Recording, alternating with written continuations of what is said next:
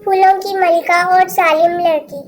एक दफा का जिक्र है, एक खूबसूरत लड़की थी जो बगीचों में फूल लगाने के काम करती थी और उसकी बहन जो खूबसूरत होने के साथ साथ जालिम भी थी और इंसानों को जानवर समझती थी। एक दिन उस जालिम लड़की ने अपनी बहन के लगाए हुए फूलों को तोड़कर फेंक दिया और अपनी बहन से बोली कि ये काम अब यहाँ मत करना, ये फजूल फूल तुम अपने तक रखो, दोबारा इस जगह पर नहीं लगाने।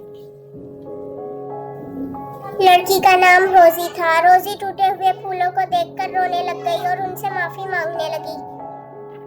रोजी घर घर जाकर फूल लगाती और फूलों का बहुत ख्याल रखती और जालिम लड़की घर में आराम करती और दोस्तों के साथ वक्त गुजारती और बिला वजह शॉपिंग करती।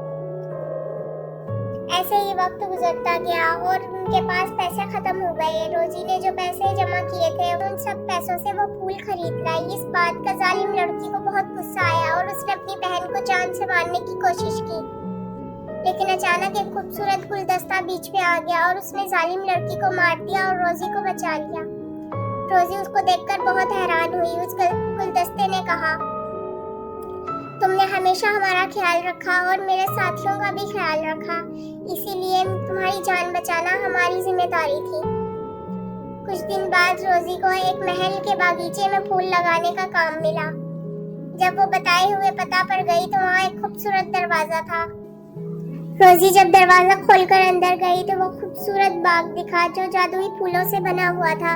रोजी ऐसा मंजर देखकर बहुत हैरान हुई और आगे चलती रही।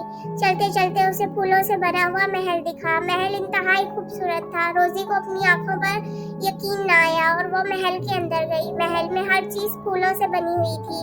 अचानक रोजी के पास एक बच्ची आई जो उसे एक खूबसूरत कमरे में ले गई।